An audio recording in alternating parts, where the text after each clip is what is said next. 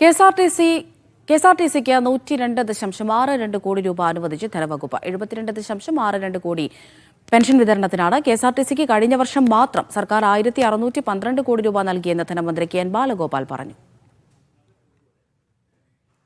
സനൂപ് തുടരുന്നുണ്ട് വിവരങ്ങൾ നൽകാനായി. സനൂപ്, 102 കോടിയാണ് അനുവദിച്ചിരിക്കുന്നത്. ഇത് മൊത്തം പെൻഷൻ തുകയ്ക്ക് തന്നെയാണോ നൽകുക? വിവരങ്ങൾ എങ്ങനെ?